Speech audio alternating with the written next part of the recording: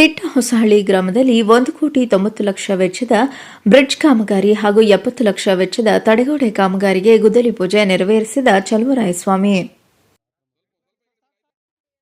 ನಾಗಮಂಗಲ ತಾಲೂಕಿನ ಬೆಂಡಿಗನವಿಲೆ ಹೋಬಳಿಯ ತಿಟ್ಟಹೊಸಹಳ್ಳಿ ಗ್ರಾಮದಲ್ಲಿ ಸುಮಾರು 2,60,00,000 ವೆಚ್ಚದ ನಿರ್ಮಾಣವಾಗುತ್ತಿರುವ ಬ್ರಿಡ್ಜ್ ಕಮ್ ಬ್ಯಾರೇಜ್ ಕಾಮಗಾರಿಗೆ ಗುದ್ದಲಿ ಪೂಜೆ ನೆರವೇರಿಸಿ ಮಾತನಾಡಿದ ಅವರು, ಹೊಸಹಳ್ಳಿ ಗ್ರಾಮದಲ್ಲಿ ತಡೆಗೋಡೆ ನಿರ್ಮಾಣ ಮಾಡುವುದರಿಂದ ನೀರು ಸಂಗ್ರಹವಾಗಿ ಕೃಷಿಗೆ ಅನುಕೂಲವಾಗುತ್ತದೆ ಹಾಗೂ ಬ್ರಿಡ್ಜ್ ನಿರ್ಮಾಣ ಮಾಡುವುದರಿಂದ ಗೊಂಡೇನಹಳ್ಳಿ ಸೇರಿದಂತೆ ಸುತ್ತಮುತ್ತಲ ಗ್ರಾಮಸ್ಥರು ಸರಾಗವಾಗಿ ಬೆಂಡಿಗನವಿಲೆ ಮುಖ್ಯ ರಸ್ತೆಗೆ ಸಂಚಾರ ಬೆಳೆಸಲು ಅನುಕೂಲವಾಗುತ್ತದೆ. ಇದರಿಂದಾಗಿ ಸುಮಾರು ಸಾರ್ವಜನಿಕರಿಗೆ 14 ಕಿಲೋಮೀಟರ್ ಪ್ರಯಾಣದ ಕಡಿತವಾಗುತ್ತದೆ ಎಂದು ಬ್ರಿಡ್ಜ್ ನಿರ್ಮಾಣ ಆದ ನಂತರ ಹಳ್ಳ ಹೊಸಹಳ್ಳಿ ಬೆಂಡಿಗನವಿಲೆ ಮುಖ್ಯ ರಸ್ತೆಗೆ ರಸ್ತೆಯನ್ನು ನಿರ್ಮಾಣ ಮಾಡುವುದಾಗಿ ತಿಳಿಸಿದರು.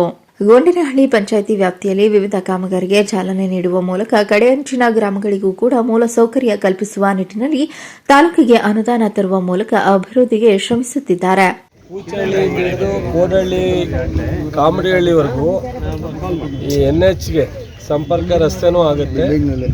ಸೊ ನೀರು ಈ ತೋಟಕ್ಕೆಲ್ಲ ನಿಲ್ಲಿಸಿ ಸ್ವಲ್ಪ ಬ್ರಿಡ್ಜ್ ಕಮ್ ಬ್ಯಾರೇಜ್ ಥರ ಇದು 2 ಕೋಟಿ 1,90,00,000 ಕೆಲಸ.